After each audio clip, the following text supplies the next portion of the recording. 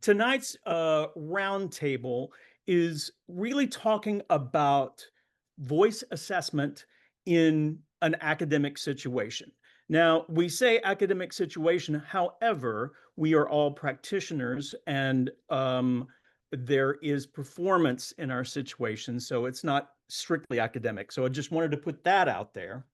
And to start our discussion off, I wanted to throw this out to our panelists. If you guys wouldn't mind introducing yourselves, we're pins, so we should be good. Amanda, why don't we start with you? Sure. Hi, everybody. I'm Amanda. I'm the program head of musical theater at Pace University in New York City, which is where I live. And I teach voice there as well as work with our seniors doing their audition class and showcase and all sorts of things, and then have a private studio in the city as well. And that's me. And you're recently Dr. Amanda Flynn. Indeed. Very important. Kevin. Hi, everyone. I hope you're all well. I hope I'm coming through okay. I'm Kevin Michael Kripps. I'm head of singing at Guildford School of Acting in England, although you can tell by my accent, I am not English. And I'm not even in England at the moment. I'm in Western Canada visiting my family at the moment. But yeah, Guildford School of Acting. I think many of you were there last year for the summer conference that we hosted.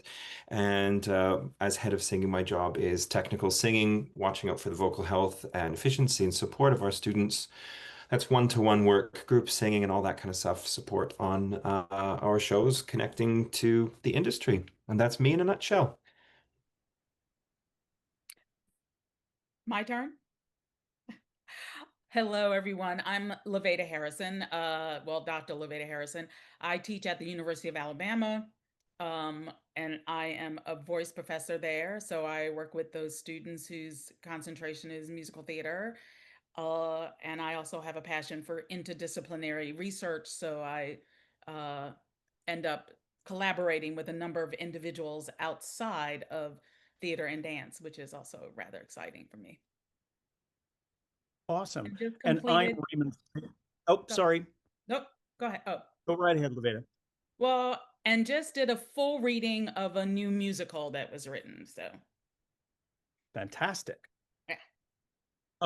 I'm Raymond Sage. I am Professor Emeritus of Voice for Musical Theater at Penn State University, and I am currently Head of Musical Theater Voice and Musical Theater Voice Pedagogy at Indiana University. So it's great to come with you, to be with you guys this evening, and we're just going to chat. This is going to be an informal chat, and we will open up for questions. So if you have questions, please put them in the chat, and we'll address them as we go, not one by one, but we'll take a little break and answer some questions. I wanted to start out our discussion tonight with defining what we mean by voice assessment. And I think it could mean different things to different people. And if Levada, why don't you start us off with that? What do you mean by voice assessment? Uh, it is where a student is at any particular time. So essentially, we at the University of Alabama, we do song assignments. So freshmen and sophomores have to learn and present a minimum of 4 song assignments over the course of the semester. And so it is the fact that you have so many weeks. And so your learning process over those weeks to get it to not super performance, but a performance level, whether you get it and it's memorized when you present. It is it's assessing the vocal technique, the communication of the text, their knowledge of the song and how much thought they put into the lyrics and communicating that. So and it also involves communication with the student. That I ask students to set certain goals. And so part of that song assignment is, did you achieve the goal that you set in choosing this particular song to work on? So that's how it works Great. for us. Awesome. Do you use the term jury? Uh, Not since the pandemic. We stopped Nice. doing juries when the pandemic hit, and we've not done them since then. Great. Awesome. Yeah, I think that's a big advancement, to be honest with you. I do. I Amanda, agree. what do you think? What is your definition of an assessment or a jury? We'll throw that out there too. Sure. So yeah, we don't do juries at all. Never have. And yeah, so I think I have sort of like my pedagogical, sort of definition of an assessment, which is essentially just anything that it helps you understand the state of any of a student's learning, right? An assessment is essentially some sort of task or perspective or evaluation that helps you understand how much a student has learned. And so, I think, we should I talk about like what we do as far as Raymond, I don't know if now is the time to And talk about our sort of like evaluation process outside of the classroom. that's the next question. I Oh, just want okay. you to define what it is. Sure. And Yeah. So, I think about it like that, and I think that, I think of the things that are happening in the classroom as being much more focused on like formative assessment. I mean, yeah, formative assessment where, we are, assessing, we're assessing students' learning continually and we're adapting our pedagogy based on their learning. And that's sort of what's happening in the classroom. And then our outside evaluations that happen are a little more summative in nature, right? We're sort of looking at like the synthesis of skills. We're sort of looking at larger gaps in time. So we're looking at bigger, elements of progress. Yeah, so that's sort of how we view it in our program as far as like what's happening in the classroom and in the studio versus what's happening sort of holistically in the program with like outside evaluations. Mhm.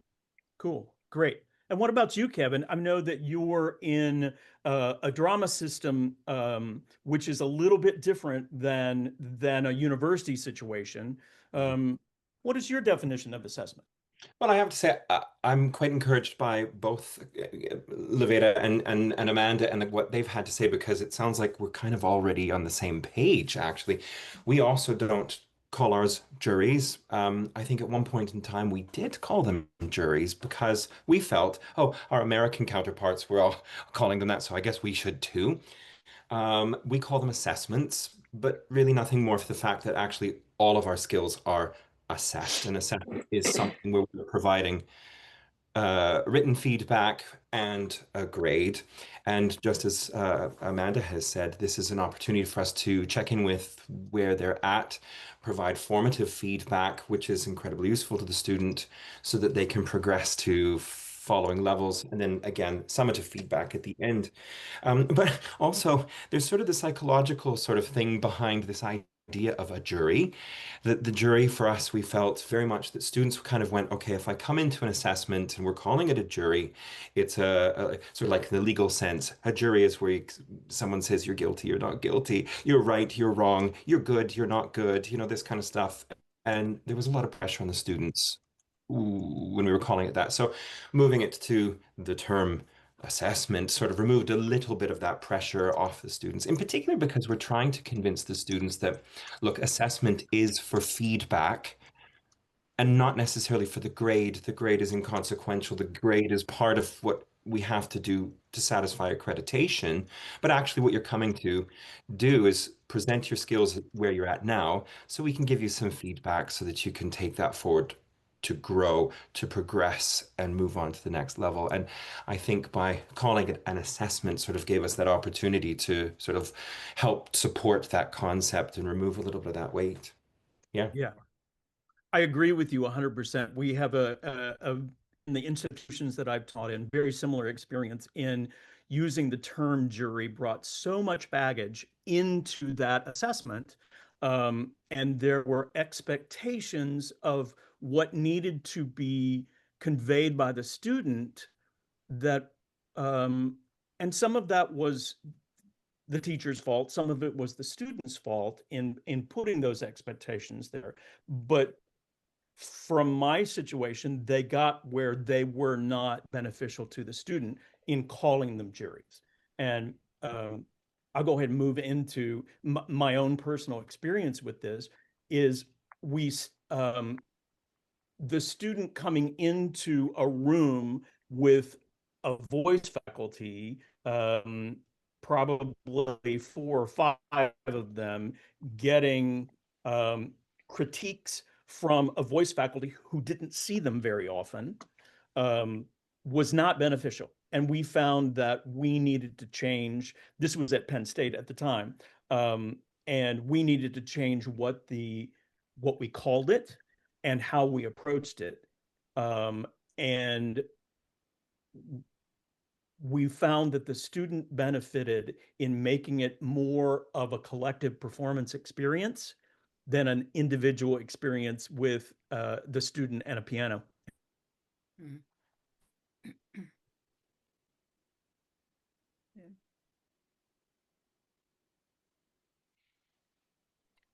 I think you froze, Ray, at least for Right. me. Yeah, I think he did.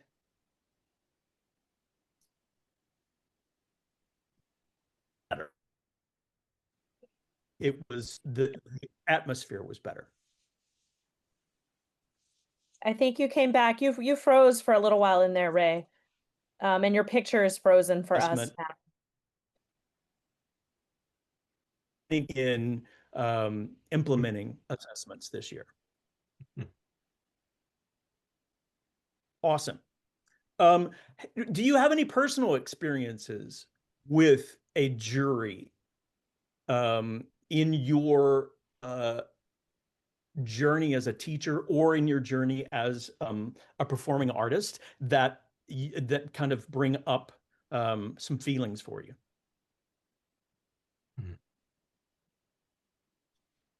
Would anybody mind if I came in on this one? I think, well, I've certainly had my own experiences as a student with we called them juries when I was in university. I don't have any sort of real sort of emotional connections to that time in terms of juries, but certainly as a teacher, something that often comes up, it provides a really great teaching experience is for us, assessment is always in teams, multiple, usually it's at least two, if not three faculty members.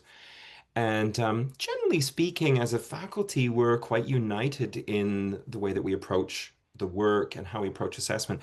But it's not uncommon for feedback, written feedback, to have some contradictions from one member of faculty to another. And that's not to say one teacher is wrong and the other one is right. It's not that. But I know that the students sometimes go, "Oh, this is interesting. How do you arrive at a grade if you don't necessarily agree at what the feedback is?" And then, of course, then we have to have these conversations with the students where we have a discussion about, well, um, I suppose this is a little bit later in our conversation this afternoon, but what actually is assessment and what are we actually assessing? And this idea that there's more than one road to a destination, and that sometimes you get feedback that might be conflicting, but actually it's for you to try this feedback and then try this feedback and find out the thing that works the best for you. And what's been really great about that as a teaching tool, one, is it's empowering for the students to sort of realize that they have choice, that they have agency in choosing the tools and choosing the work that works for them. But also, too, moving forward career-wise, they're always going to be in a pool of within an industry where there is conflicting feedback, where somebody likes this and somebody doesn't like this, and they have to get used to sort of digging through all of that information and going, okay, how does this actually connect to me? How does this actually affect me? And it's really interesting to watch the students. For us, our program is 3 years, and to watch the students how they progress through that sort of minefield of information and how they've come from a school system that teaches them one and one is always two into an education system where one and one sometimes is 2.3 or different, and how they start to process that information. I don't know if that really answers that question or not, but just in terms of how we, when we're engaging with assessment and watching the students work through assessment, it's interesting to see how they handle it and how they perceive it, and then what they do with it is always interesting. Yeah, thanks, Kevin. Luvada, I you have a yeah. personal experience? Well, I have conversations with my students when we were figuring out the whole whether we would continue juries or not do them. And so I had conversations with my students to say, okay, what are your thoughts? How do you feel about this?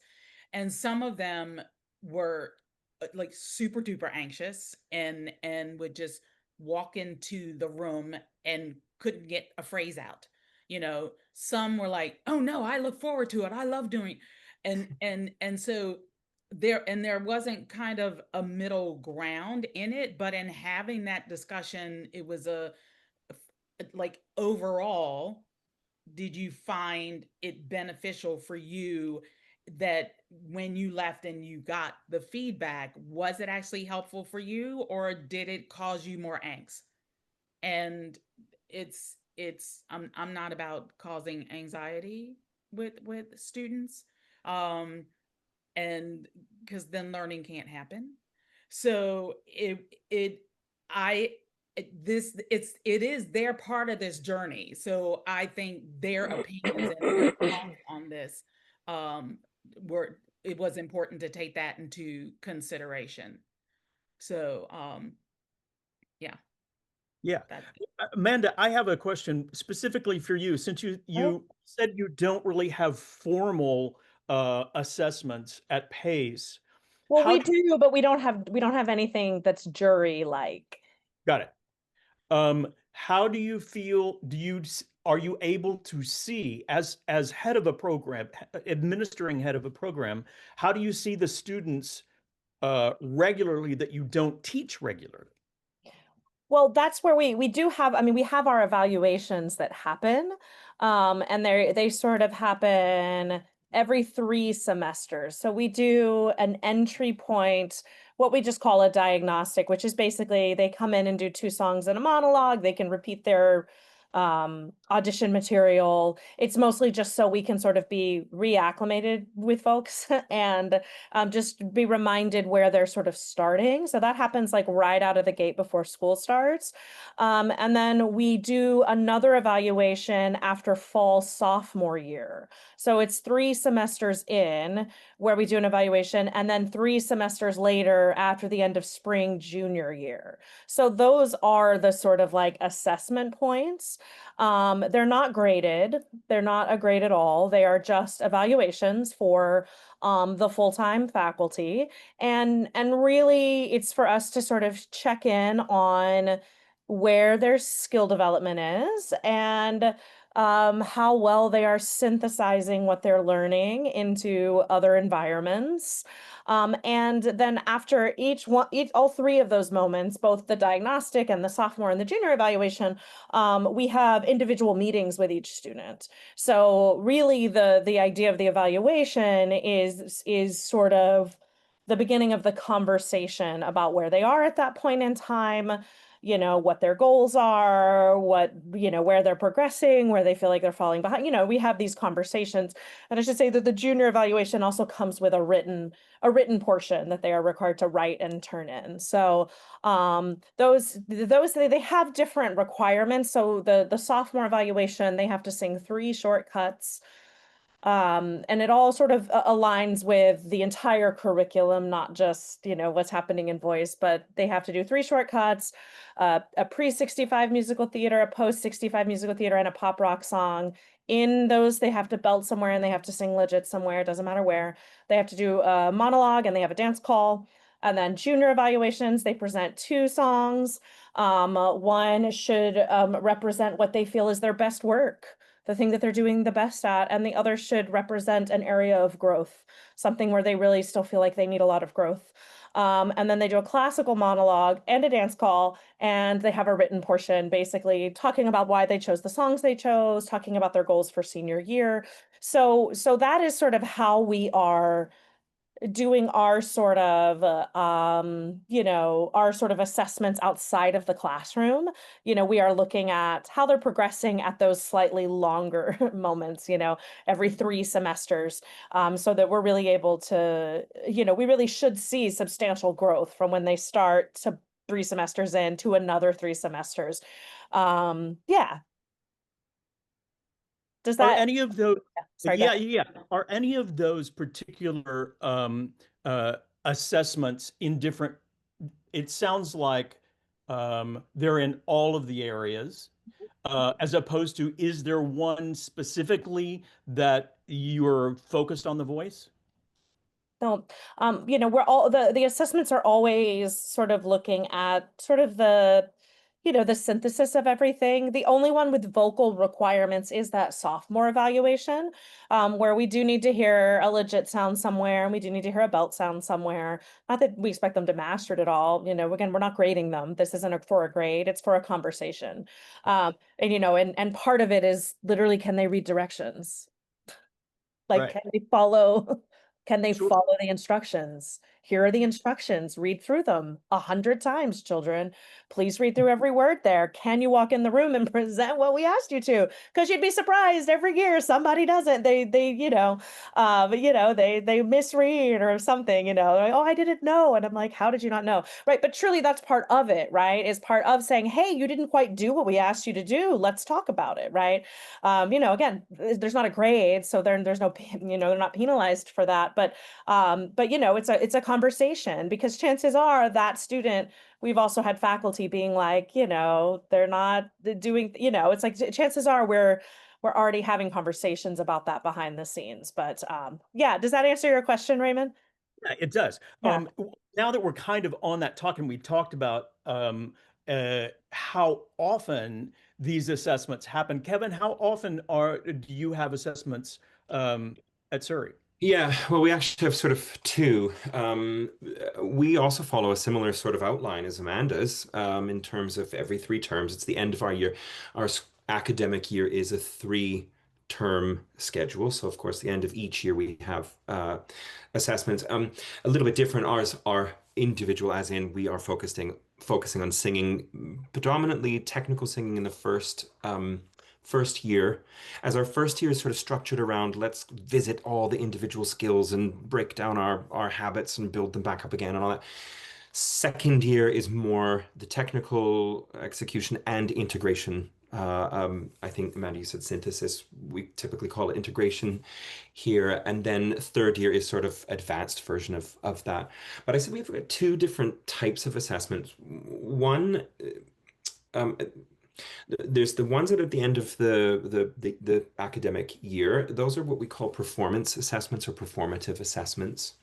And then the other vocal assessment that we have is what we refer to as continuous assessment. And these are year-long. They go from the beginning of the year and they go to the end. And we have regular 5-week interval assessment points. And again, it's just, I'm not sure how the universities do this, but we have an online learning platform. Some of the schools have Moodle. We have our own called Surrey Learn, where we can go in, student, and we can provide feedback every 5 weeks based on what have we been working on, what is working well, what do we still think we need to work on, and what are some of the goals that we want to achieve. We make note of this every 5 weeks so that by the time we get to the end of the year, we can go back with the student, look at the gradable learning outcomes and compare that against what we see as the progress and arrive then at a grade at the very end. Typically, what we do is we weight those continuous assessments more. So unlike Amanda's, ours do come with a grade. But the continuous assessment has more of a weight. It's usually 60% of the overall grade for that particular, what we call module. And then the performative one is 40%. And the reason why we've offset them like that is so that we are able to take into consideration a whole bunch of other factors. Across a year, a student may have their highs, they may have their lows, they have various different things that affect not only their life, but how they learn and the progress that they're going at. And you can kind of sit back at the end of the year and you could go, okay, so you had a tricky time in semester 2, in term 2, let's take that into account. Whereas the performative assessments are based on the work that we're seeing here and now, regardless. And that is generally with a panel where we have the opportunity to provide feedback. Yeah. My turn to say, did that answer the question? Did I skirt the question? Yeah, totally. No, totally answered the question. And Luvada, how often do you have voice assessments? Well, like I say, we have song assignments. So Mhm. for freshmen and sophomores over the course of the semester, it's a minimum. So if of four, they can do more. When they hit their junior and senior year, it's bumped to six. So it's like you have 4 weeks to learn a song your first 2 years, and then in the next 2 years, we're hoping that you've acquired the skill set and everything where you can learn something in two and grow within in that song. We do have a sophomore qualifying, and that happens in that first yeah, the second semester of the sophomore year, that spring semester. And that's a qualifier as far as continuing is within the BFA degree as a professional degree, in which and then they're presenting a package. They're presenting an audition package. There's a dance call. Right. That is done. Um, and that's assessed. And if they don't do well in one area, they can retake it, and there's the conversation as far as that's concerned. Um, but yeah, that's how we handle things. Those song assignments, because they also, there's a form that they have to complete with that where they have to have information about the show, about the character, a synopsis, different things, to make sure that they're doing the research Yeah. in preparing as Yeah. part of preparation. Yeah. When I first started teaching, I was hired by the School of Music as a member of the voice faculty, yet I only taught musical theater students. So we followed the way that the voice faculty was structured. The numbers were tied to a juried performance. So if you took Voice 300, there was a jury. You couldn't really do anything about it. And that lasted for a long time. Then we finally, Mary and I made the migration into the School of Theater, and they didn't have that kind of requirement. We kept going for a while, doing every semester assessments, um, which, you know what, it's horrible for the student, but it's equally as horrible for the teachers. It's a lot. It's a lot to have to do that to every student. And once we decided that we needed to revisit what this assessment was, um, we have them once a year now, which works out pretty well. Um, yeah. So I think the time element is really important. And a lot of schools, I'm going to throw this one out there. Um, a lot of the schools have assessment with or without continuation, right? So can you go to the next level? Can you go continue on learning here at this particular school? Do you need to find somewhere else? Um, being I taught at Big Ten state schools, so neither of the programs that I was part of allowed um, discontinuance after some kind of assessment, because once we committed to train you, we were committed to training you regardless. Um, does any other institutions have a continuance factor? I mean, sorry. No, go ahead. Yeah. Go ahead. I mean, No, we don't, in the sense that the only real reasons that someone would be removed from our program would be academics, um, or violation of the code of conduct for the university, things along that line. Technically, we do have a statement in our handbook for the College of Performing Arts that if someone is not making adequate progress, we could ask them to leave. We could remove them from the program. But we would not do that based on an evaluation. That would be because of academics, right? So if we had someone who, let's say, was, because we have students fail classes, not all the time, but it happens. Someone has a rough semester, they fail a class or two, and which case they have to either like stop the sequence, catch up with it the next year, or it just depends on what they failed. But if that were to be happening continually and we were really starting to have concerns, that would be a situation where we might talk with someone about how the program is just not the right program for them. But we would not make that decision based on one evaluation. But that's just what we would do in our program. And that's because it's not set up as like you have to pass this in order to stay. The assumption is you will stay. So like the exception to the rule would be asking someone to leave. Kevin, do you have any kind of a continuous? Sorry, Luvada, you have that? Well, I think with majority of programs, I think there's an audition process to get into the program. So I think that they go through that process, and once they're accepted, we have a level of responsibility to shepherd them through. Um, I think it's kind of ridiculous in this world of thinking that then we have to be responsible for their success afterwards, because that's not realistic at all. But it is, I believe in holding students accountable and them self-assessing and being responsible. And I also know, like, and I personally, being in a 4-year degree program is not an indication of what someone will develop and grow into once they leave. So once they've auditioned and we've accepted them, I do believe we have a responsible to shepherd them through to the best of our ability and to the best that they will allow us to, because that's a part of this too. Yeah, agreed. Kevin, you have any thoughts on that? Yeah, I completely agree. I love the language of shepherding them through. Our contract with students when we take them into programs is to give them the best of ourselves as teachers and tools providers.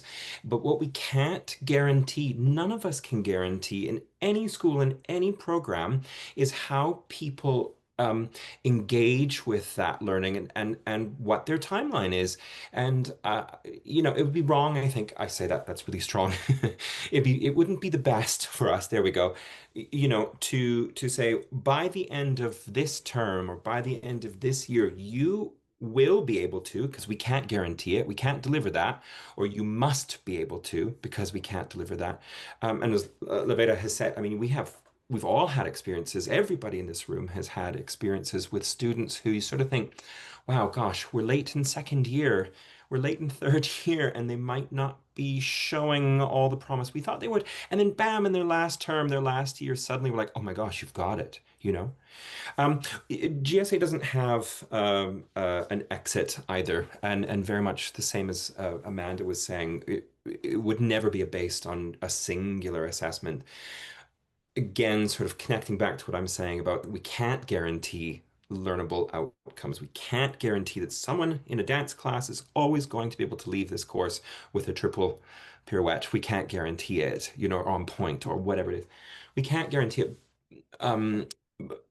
But we certainly have had lots of experiences with students where you're watching them throughout the course, and you're starting to notice trends. And sometimes it might be life factors or health issues or gosh knows what else, money, that sort of thing, where maybe again they're not engaging with the education quite the way that some of their peers are. And then it falls to us again, this contract with the students to give them the best of ourselves is to meet with them and to engage with them and encourage them to be, pardon the pun, vocal with us about the things that are going on in their lives. And there are occasions where we have to put students onto sort of maybe what we refer to as a probational plan, where we set goals for them, where we're saying, okay, so you've got to work 3 part-time jobs outside of your full-time education. What can we do to help support you through this? Because this isn't about you being a naughty student. It's not that. It's about survival. What can we do? There's those sorts of things. And then there's also the moments where perhaps after several conversations where we have to say, we think it would be best for you to take a leave of absence and you're welcome to return next year at the same timing point. You're welcome to return the year after. And we've often had students that have taken us up on that, and it's been the best choice for them. Occasionally, you'll have someone leave on a temporary leave of absence and realize maybe this isn't for them, and they might not return, but usually they do. But there isn't you know, an audition and you make the cut to return to second year. We don't have that sort of thing. We don't have, you know, based on you didn't achieve a passing grade. It doesn't work that way for us. So Got it. Awesome. So just a reminder, if you have questions or comments or want to bring a topic up, throw it in the chat, please. I'm going to throw a big fat kettle of fish right in the middle of the room. Rubrics. Voice or pedagogical rubrics. Now, we know that the student themselves have shifted because the learning and the way that they learn and the way that they comprehend has shifted in the last 10 years. And the student wants a rubric of exactly what is expected of them per semester so that they can understandingly achieve whatever that rubric is. Do you work with voice rubrics? And yeah, tell me a little bit about that. Very interested.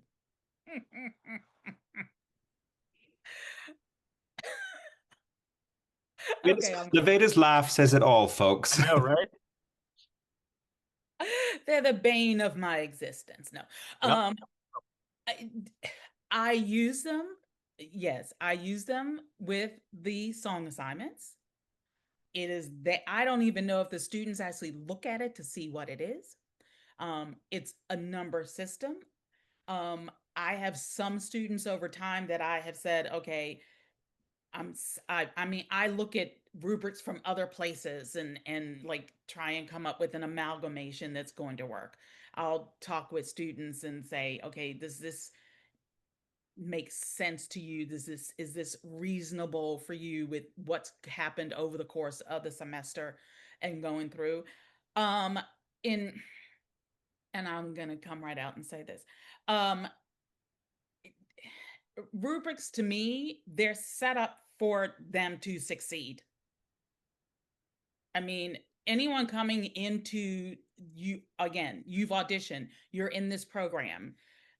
To me, no one should fall below whatever number on the rubric as far as their performances are concerned. How do you deal with that when voice is developmental? Right. And we talked earlier about everybody not being on the same timeline. Right. Then I have to deal with that student as an individual because there could be outside issues that are having an effect as far as that development is concerned. And so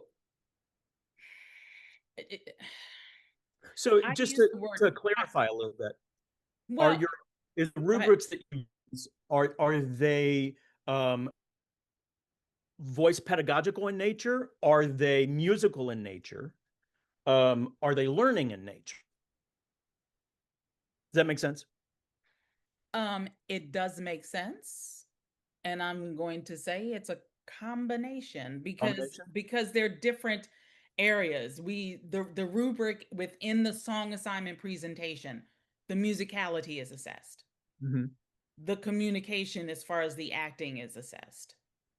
The vocal technique is assessed. If a student was choosing a particular song because as they have a tendency to say, I want to work on my belt, then okay, so was this the song that helped you to improve your belt or have a better understanding of that style? And so it's in different components as far as the rubric is concerned. I don't have one separate rubric that is totally assessing vocal technique. My things are kind of cumulative And mainly because I find that students compartmentalize, and if I am too specific, then they're focusing in on something that's not helping the learning. So Got it. it's Yeah, my that rubrics makes are sense. broad. Oh, I think my internet. Could you repeat that? Luvita? Let's Ooh, I see. think I froze. Sorry. I just said my rubrics are rather broad. I'm assessing multiple things. And I'm assessing multiple things because of the assessment itself, because it's a song assignment. And so there are the various components in presenting that song assignment that we're looking for a student to demonstrate. So their musicality, notes and rhythms being correct, phrasing, understanding words, the style of the piece. Those that's all of that's taken into consideration with the rubric in assessing song assignments. Did I answer that question? Is he frozen again? Okay. Yeah, we seem to have lost Ray for a second. Hi, this is Marita. Sorry. Did everyone get a chance to answer the question, or can we take a question from the chat? I mean, we could keep going. I was going to say some things as far as the rubrics go. So I don't assign any grades without rubrics attached to it. I use rubrics in every class that I teach, everything that has a grade, and one of the main reasons is for transparency about how someone is going to be graded, so that they understand what is going to impact their grade, and that there's no sort of confusion at the end of the semester about like requirements, course requirements, right? That it is laid out very clearly from the beginning. And like Luvada was saying, I'm looking at my rubrics are more holistic in nature as opposed to like criteria specific, in the sense that I'm using the rubric for the entire course, right? Which includes a lot of other things such as like professionalism and communication, showing up prepared, doing your practice journal, right? So we're looking at all of the things holistically for the semester.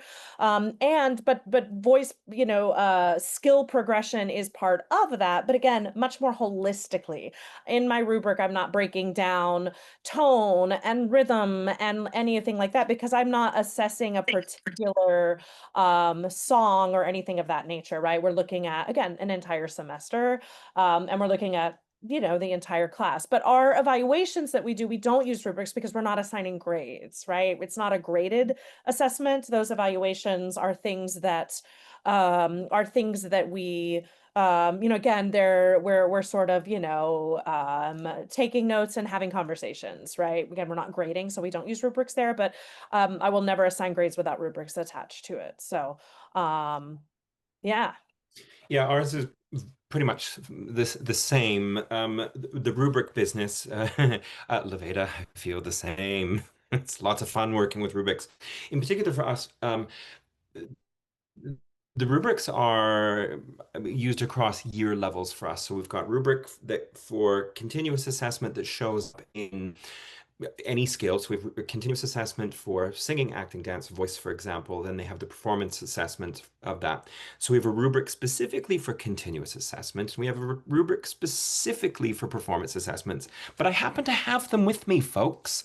I shall read you one because they're just as you've said, they're quite vague, but they're also on the nose as well. They're not specifically about vocal pedagogy or dance pedagogy or acting pedagogy. So here is we've built them out of good old Bloom's taxonomy, the learning outcomes, cognitive subject knowledge, transferable skills, etc., that sort of thing.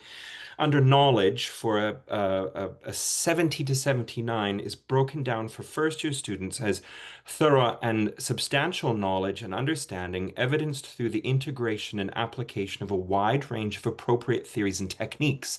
So really, in a way, that sounds like a whole bunch of words that is mumbo jumbo. On the other hand, it sort of does say what it is. what we struggle though is when the students start looking at these things, they don't know how to define it. And so we have to spend time making sure that they do understand those things. Um, we have to use these rubrics because we're applying grades. We need to use them in a way. This sounds really cagey, folks. I'm sorry to say it like this, but I will say it. In a way, it's a safeguard for us as educators. I have provided you a grade, or we have provided you a grade. And when a student comes and maybe contests that grade, we have to be able to back it up and say, well, compared to this learning outcome or this rubric, it looks like this. Um, and I'm not suggesting that we're slimy about it or anything like that, but we do have to have something that backs up the work that we do in supporting these students. Fortunately, very few of them ever come to us asking for that, but hey, we're prepared anyway. I think administration and the whole, fixation with data, that's where having rubrics are helpful in that way. And for those, I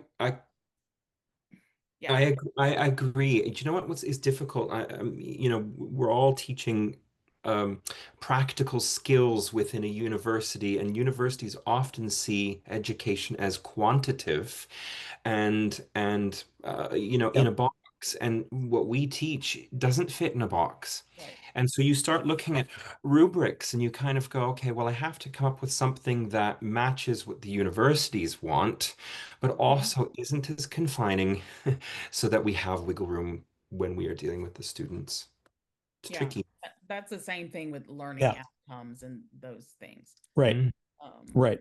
But what I will say is I do think that rubrics do provide an opportunity for a couple of things that I think are very valuable. And one is that process that you're talking about of like saying, well, what do I value as an educator? What do I value as someone who is teaching someone how to sing? What do I value in this learning space? Because those are things that I should find a way to look at them in this space so that it's not just yeah, they were really good. And I think that's where historically there's been a lot of like pushback or hesitancy just generally in the arts when it comes to things like rubrics, because art is so subjective, and we know this, right? But we shouldn't be assessing the art, we're assessing the learning. And so as soon as we pivot into the idea of like, how do I assess learning in my discipline, in my classroom or studio setting? What are the things that I actually value in this space? How can I quantify like what like that when someone really does well with that, what that looks like, and when someone does poorly, what does that look like? And so it's that actual process of creating a rubric that I think for all of us as artistic educators, there's a lot of value in it, because we really have to have a conversation with ourselves or with our peers about like, how do I know when someone's gotten better at that thing? What does that actually look like? And then another sort of offering about rubrics is including students in them, including students in the creation of the rubric for the semester, because that allows their values to now be part of the table versus it just being your values and the things that are important to you. But you can have conversation with students about what's important to them this semester. Let's make that part of the rubric in some way. So yeah. I think it's very interesting, and you're absolutely right. And I agree with everything everybody says. However, the question was voice rubric or pedagogical rubric, meaning, okay, so I, as a voice teacher, have 4 years to do certain things, to teach this student certain things to be successful in the industry. While we know that we don't have that much control over that. If there is a pedagogical rubric, then does the expectation leave the teacher per semester or per year at the pedagogical feats, if you will, that student is expected to achieve within that period of time? Right. So if by the first semester junior year, do you have an expectation for what the development of the belt is and what that particular student can do? Right. That's I the sort of, kind of rubric I yeah. was talking about. I think when you disappeared for a minute, I was sort of commenting on that, like the difference between a holistic rubric and a criteria specific Yeah. rubric, right? Yeah. That like because I'm using for me personally, I'm using a rubric based on a grade. It's tied to a grade in a class, right? I'm using a much more holistic rubric, right? Because we are looking at it's a tie to the grade Right. for the class. So it's much more holistic. You know, their skill progress is part of the rubric, but again, it's more about the skills having progressed from the beginning of the semester to the end. Mhm. It's not a criteria specific about exactly how that has to progress. And so to answer your question, I personally am not doing vocal technique criteria specific rubrics. I am doing holistic rubrics based on the learning and the requirements for the grade for the semester. And one of the reasons for me for that is that I always think of it sort of like this is how I think about the 4 years. I've got the 4 years with this human in front of me, right? I imagine I have a table in front of me and I have a bunch of note cards on the table, and on the note cards are all the things that person's got to be able to do at the end of those 4 years. And I'm just going to pick up those note cards in the order that's going to make sense for that person in front of me, because they're going to come in with some of those things already learned and really good, and I'm going to have to find the other things. Because again, in my voice lessons, I'm only some of the things you were talking about is kind of like the synthesis of things, and it's like, again, I'm just grading based on what they're doing in the class, and for me, I'm not going to base their entire grade that semester just on the like criteria specific of their singing. It's going to be much more about the entirety of the learning, if that makes sense. Sure. And I think there are certain methodologies that encourage the use of that kind of a rubric, a pedagogical rubric, more than others. And I think you can. I mean, I don't think there's anything Yeah. wrong with that. Yeah. I have found, I will get sort of like, I would say bogged down in that if that was happening every single semester, kind of like Luvada was saying, of just like, getting like so in the nitty gritty. Yeah. Cool. Well, is Marita around? Are there observations in the chat that we can go over? There Or are. questions? There have been a couple specific questions about rubrics. So the first one was, are your rubrics the same for the fourth year as they are for the beginning of the first year? Or do they change with the year of experience? Luvada answered that in the chat, but if anyone else wants to pipe in about that one. For voice lessons, for me, mine don't change because again, I'm not doing a criteria specific. I don't have different different expectations for my seniors than my freshmen. Yeah, I completely agree. Ours, we have, first year, second year, third year, we call them in England level 4, level 5, level 6. We have, as I say, rubrics for each year, but actually, as you know, when you were away, Raymond, I read one of them, and they're I got quite, part of it. yeah, It's yeah, awesome.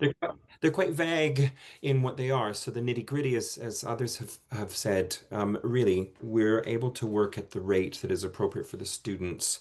One of the conversations we've been having a lot of lately is, I'm going to get controversial on all of you here, and please, you can send me the emails if you like. Love it. Um, as much as we tend to see our job as our job is to prepare these students to be industry ready, whatever that actually means, my job is to be a teacher and to provide them tools, and it's for them to prepare themselves to be industry ready. We are in the industry of teaching. And one of the things that often comes up is this sort of dichotomy of what does the industry want versus what can the students do by the time they graduate. And again, as I said before, people have their own speeds and whatnot that they're learning at. But actually, the bigger picture thing is as singing teachers, we are working with bodies, we are working with human beings psychologically, physically, and in particular, we're working with structures that are governed by genetics and motor skill and brain function and all this kind of stuff that for me to be able to sit down and say by the end of third year, in order to go off into the industry, you must be able to do such and such, belter, whatever. isn't good teaching practice, I don't think, you know? Yes, okay, if I was teaching open heart surgery, I'd like to expect that they know how to not kill a person. But really, when it comes to what we do, we're preparing them for that, but actually what they can do at the end of their graduating year might be very different than what they can do 2 years later, you know? So I think we have to be very careful that we're not setting, let's say, standards that might be unachievable simply because their structures haven't grown. Does that make sense? Yeah. Yes. Yeah. Yes. 100%. I mean, I totally agree with what it is that you're saying. And some of it, like I stated, the rubric changes in the in the third and fourth years for us because we're we're dealing with styles. And so that third and fourth year, we're moving into like a different style. If you're introducing a style to a student for the first time, that's going to take some time. Mhm. And I mean, as work as you want versatility, but some you're better at certain styles than you are as others, or some people hear you in a different style that you the, the variables that are not within our control are vast. And I think helping students to understand that so that they have the efficacy to totally be engaged in their level of learning and going through is important. And so it's, I mean, yeah, we're dealing with human beings and we're doing something that is very personal in a one-on-one situation. And you're right, there's so many things that are involved that we have to take into consideration that the outside world doesn't understand. So, and that essentially students will not understand to a certain extent. I mean, someone coming from across the country to New York and starts having certain physical experiences that they're like, why is this happening?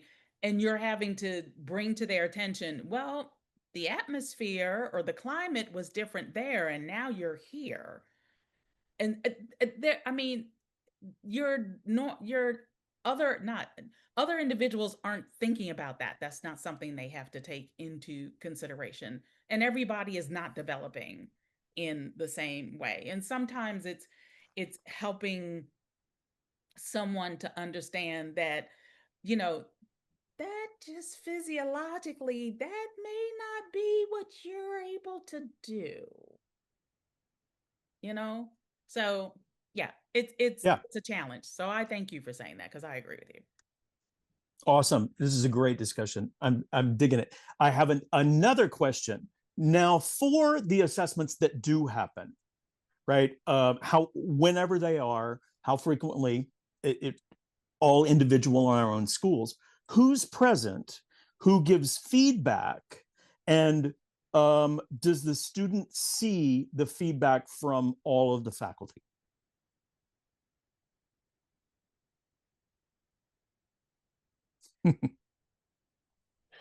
Uh, Sure. So for ours, it's just it's just technically our full-time faculty, of which there's only three of us, but it's typically just myself and my associate program head, who sort of oversees the acting sequence. So it's the two of us, pretty much. Sometimes our chair will be able to be there. And we have they are given all the feedback in discussion. So they're not handed forms or anything like that. But we do sit down and we have feedback with them. Our first year students, when they come in, our meetings with them are less about the feedback on what they're doing and just more about like what their goals are and talking about, it's really a one-on-one touch point to make sure they're getting acclimated to school and whatnot. But once we get into the sophomore and the junior evaluations, we are having conversations with them about, we're giving them the feedback of what we thought, we're listening to what they thought about it, we're having conversations about everything. So Yeah, so they're not handed any, sort of form or anything, but they are, again, in conversation. We talk through all of our feedback and their feedback. Kevin, how do you handle that? Yeah, it's again, it's the same. We have multiples, so usually it's 2 to 3 of the staff, also the full-timers, and of course a pianist. But we often have some of the other singing staff come in. Uh, we do want the students to have sort of a breadth of feedback. We do provide written feedback, as I said before, it goes on to our online learning platform. It has to be available to the students within 3 working weeks after the assessment has taken place. And I'm talking about the performative assessment. And yeah, we don't really have a built-in mechanism of every student comes for a conversation, but they're invited to. So if students have questions about their feedback and they don't understand it or they want clarity, they're invited to come and spend time with us. We're quite good with connecting with our students. The continuous assessment one that I was talking about that we do in sort of 5 week intervals, we do that in their lesson time. Well, singing lessons, one-to-one lessons really are continuous feedback, aren't they? And so what we do is we do those with the student. We sit with the student. We ask the student, what do you think is going well? Yeah, let's have that chat about it. This is done in their lesson time every 5 or 6 weeks, and they're part of that. But that also goes on the learning platform. They're recording it, of course, in their lessons, but it's also typed up so that they can see it in case they lose that recording. So writing all the feedback takes time. That's the thing that, you sort of wish you could just sit with the students and do it as verbal feedback. Um, but, having something that they can take away in written form, I think is beneficial as well. So, yeah. Awesome. Luvada, how do you handle that? I give the written feedback is available to the students. And I do a combined, I will use Blackboard. So the students also submit a reflective journal following their song assignment. And so that can turn into a discussion back and forth between myself and the student within that platform. Um, I will, I mean, I believe in holding students accountable. So when those students that aren't presenting what is their best, I will ask them, so how will you assess yourself on this song assignment? What are your thoughts? You know, most of them, I'm very appreciative. They are honest about it. Um, I I offer grace. So I will say, okay, so do you want me to assess what you just presented to me, or do you want another week to work on something and come back? I mean, Yeah. that is what I give them that choice. Yeah. And it's interesting for the most of them will take it. And then I'm like, okay, so then what's the plan between now and when you present again? So again, I'm working to put that accountability on to them. Right. And then I can check in. How's it going? I had a similar situation to what we were talking about in the beginning of the discussion, that our musical theater singers were performing before a classical voice faculty, and the comments often did not have anything to do with what the student was working on, what the student needed to do. It was looking at the musical theater performance under a lens that wasn't helpful to the student. So with that said, I kind of got in the habit of looking of tenuring the assessments. So wanting to make it as beneficial to the student as possible. Now, by the third and fourth year, depending on the student, I think I probably gave most of the comments to the students, knowing that they could accept what the comments were and take them. However, the first couple of years, you just don't know, and the teacher doesn't know the student and how they learn. So I take on a little bit of that responsibility, which is okay. Yeah. Okay, so we're rounding up, and I have one really good question again. This is probably our last question because I think we can riff on it for a while. How do the students psychologically feel about the assessment that we've talked about this evening? Now, this is all from your point of view. And is it primarily a positive experience for them, even if it didn't go as well as they wanted it? Or does the student just not have the psychological headspace to kind of comprehend what's happening? I'll hop in on this one if that's all right. Well, my loves, we spend, I was saying, I think it's important that they're considering assessment for feedback, and feedback's more important than the grade, and it's about growth, etc. And we spend a lot of time having conversations with each year group about that.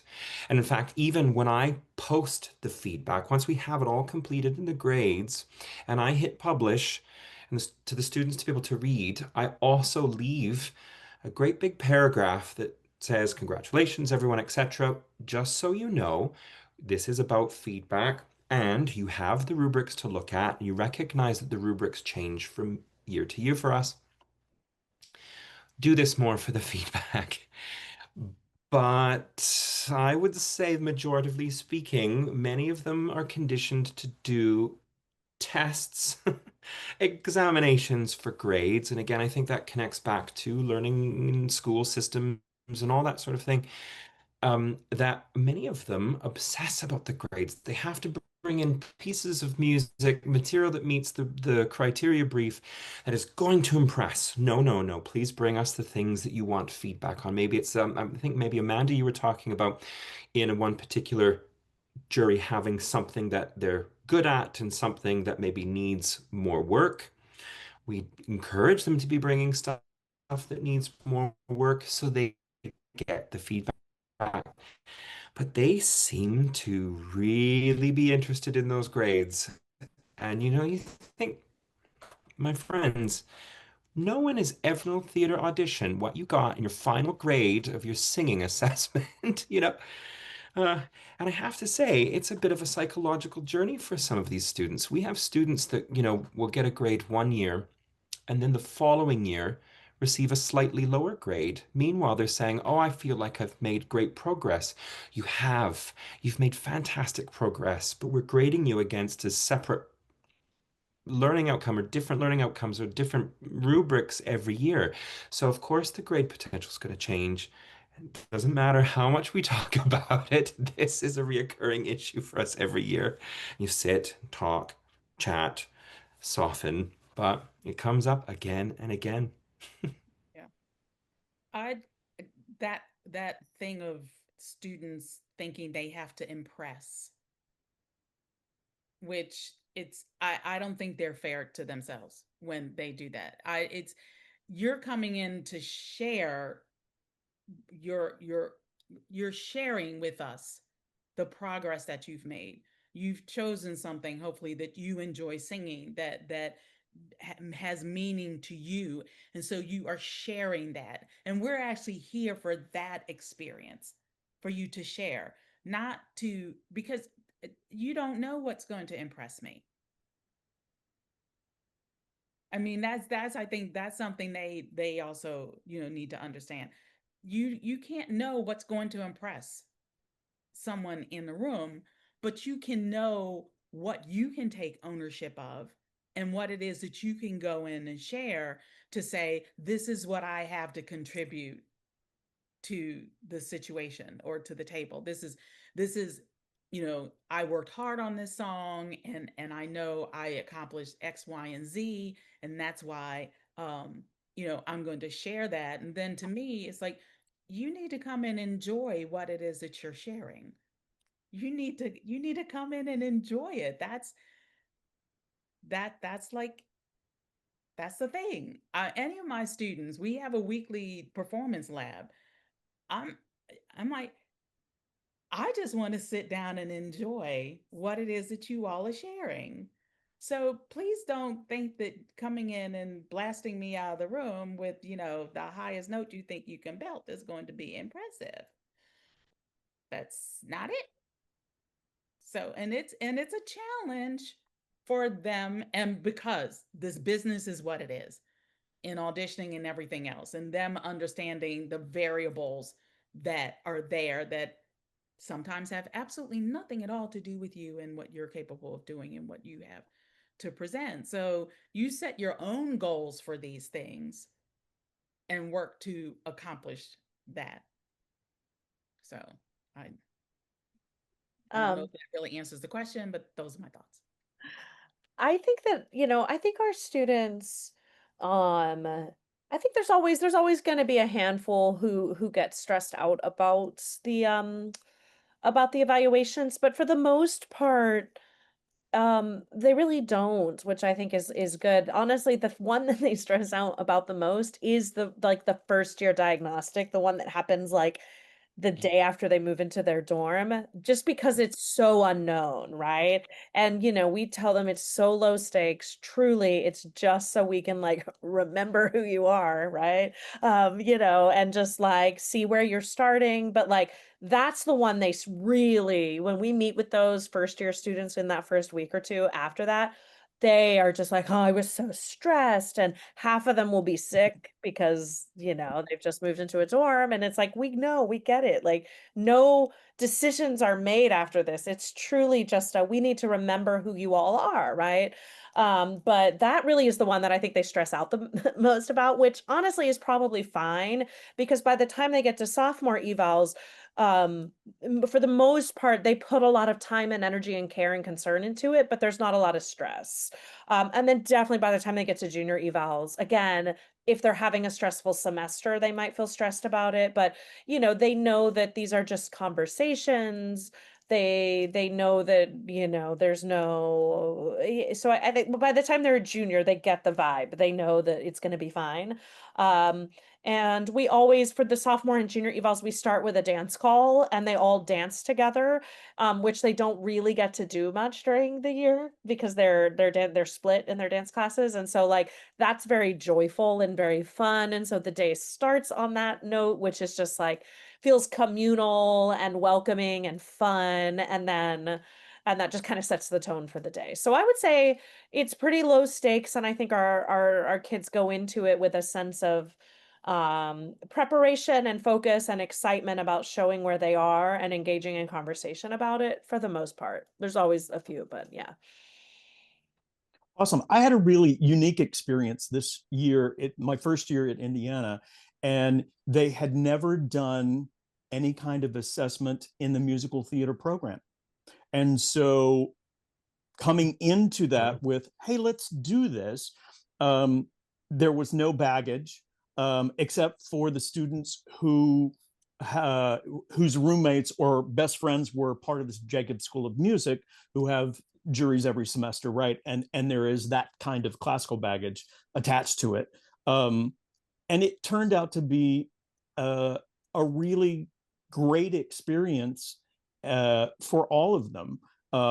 They weren't expecting it to be positive.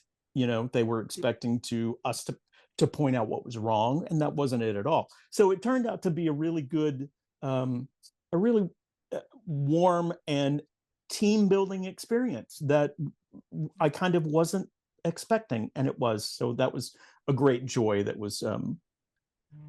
happened with the assessments this year. Marita, do we have any more question or Raymond, observation? Yeah. Sorry. I was going to say it's really interesting how often students, when they approach demonstration of skill and work, set themselves up for some version of failure. Like Yep. someone's going to say, "You do this bad, get out," you know. Yep. And I do think, and I think Luvada, you said it. There's a lot in our industry that is, do you cut it? Do you not? That sort of thing. Other variables and that sort of thing. But it's interesting how often they approach work with this mindset of someone's going to tell me I'm not good. I don't cut it. I'm Yep.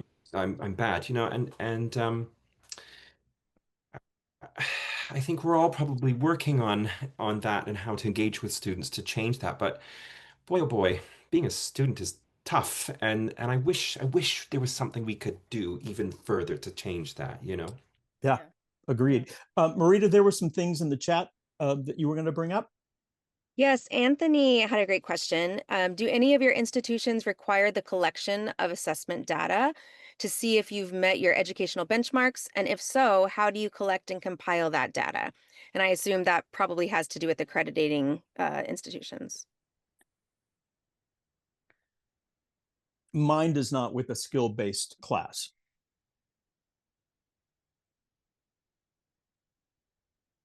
We have to Um, submit what my mind blanks on it because again, it's not something I enjoy doing. But with the learning outcomes and SAST goals, that sort of thing, each year we're supposed to submit a form that pertaining to that, and it goes to our department chair. Then our department chair configures whatever with it, where you're sitting there and like it's to say, like with song assignments, 90% of students presented their song assignments on the assigned date, 10%, whatever. So, and then how will you continue with this? What will you do to make it improve? Or will you just continue, or this is ongoing? So we have that document that is used, that we submit at the end of the academic year, not each semester. And it's totally the administration's desire and need to quantify, and then they use that. Sure. Yep.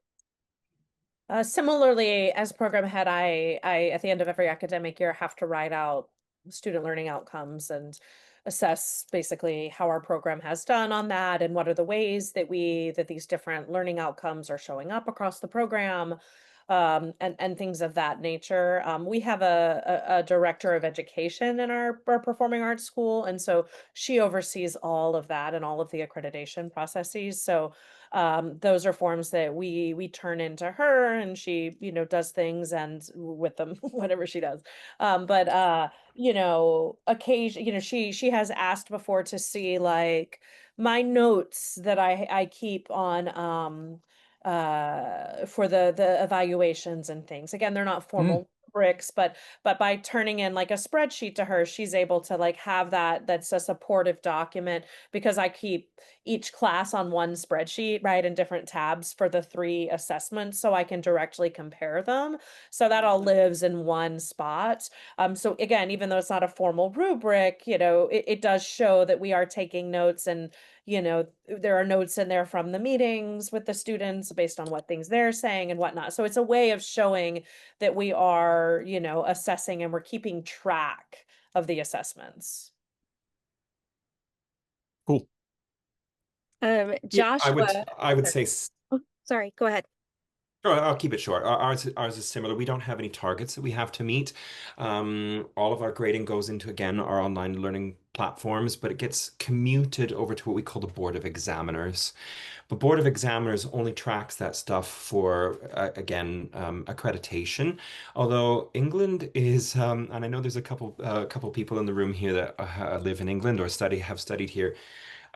English universities are obsessed with what are called league tables, and part of our league table placement is what kind of grades are being awarded to students, and they do track those things for that sort of stuff, and league tables help govern where we sit in the lineup of university pecking orders and all that stuff. Otherwise, we don't have sort of targets that we have to meet or anything. So Interesting. Marita? Joshua had a question. There have been some interesting experiments with collaborating with students to establish school-mandated learning outcomes or rubrics, and student-generated learning outcomes and rubrics. Is this a tool any of the panel have experimented with or have opinions on? And Amanda mentioned it a little bit, but if anyone else wants to expand on if they've experienced that. Go ahead. Go ahead, Amanda. Go Oh, ahead. yeah. I mean, I was just going to say, yeah, you know, the idea of including students in the creation of rubrics, right? That's sort of what I was talking about there. But another way to include students is choice of assessment, right? This obviously doesn't necessarily work for our sort of like outside evaluations that we're doing, but in courses, right? You know, allowing students choice of how they're going to be assessed that semester, right? Like do you know, if you want some sort of reflective assignment, right, whether that's a journal or a reflective paper or a, you know, an audio diary or something, right? There's a lot of ways that, you know, again, if you look, again, this is that idea of going back to the rubric and like saying what is of value to me. Reflection is of value to me, self-assessment is of value to me. There are multiple ways I could sort of assess reflection. It doesn't have to be a weekly journal. I could do it a lot of different ways. What if I gave my students the choice between three different ways for me to assess reflection, right? What happens there is it gives students choice, right? It gives them agency, which helps with, you know, different learning styles. It helps with different living situations. It helps with different just lifestyles in general. The student that has to work three jobs, right? So it just allows students more, a little more of a say in how they're going to be assessed. And you know, I think there's a lot of value in that. You know, one of the things that I do is I have written work that I require students to do. And basically, you know, in the beginning, I used to give them something different every semester as they progressed, but now they just choose, right? So there's just a big list of different written assignments that I need them to do, and they can do them whatever every semester. It's sort of pick which one you want. Until we get to senior year, final semester, I have a specific one for them. But you know, this allows them to pick the thing that interests them the most, right? Because again, why do I make them write? Because I want to make sure that they can communicate clearly ideas about the voice. And it's difficult to talk about voice or talk about things. And so by giving them a written assignment, it really challenges them to be able to communicate in the written word clearly and concisely about whatever vocal topic it is. But that's been a great change. It's just letting them choose because again, I can still meet the needs of what I'm trying to really assess there multiple ways. And so, you know, I think, you know, Joshua, when talking about some studies, there's a study in Ireland, and this is not in the arts at all, but this was just in an academic class. I can't remember what subject it was, but essentially they, you know, they started creating choice of assessment and, students did much better. They started faring better in the class. And most importantly, students from lower socioeconomic backgrounds fared substantially better when they had a choice of assessment than when they didn't. Again, this was in an academic field, but you know, I think that says a lot about just allowing a student a little bit of choice in how they're going to get a grade. It's not always going to be available or work, but you know, I think there's something to that as far as like Mhm. steering our students. I know with students, I mean, their song assignment dates are in the syllabus. So they have that. And I'm like, you should put it in your calendar on your phone. But I also state to my students, look at the syllabi for the rest of your courses. If you've got papers due in another class or you have an exam or whatever that falls in the same time period of your song assignment, it's like, don't wait until that week. If you know it's there, we can give some wiggle room. You can do it ahead of the date or you can do it after the date. They have a tendency to, well, I have a paper due tomorrow. Oh, okay. You can write that tonight and get it done. Good for you. But because getting them to understand time management, that for me is Yeah. a thing of time management. And me understanding that I see in our school, I see students once a week for their first 2 years for only a half hour. And then their second 2 years, they can choose an hour if they'd like. So, and they're required to do a considerable amount of work for that 30 minutes.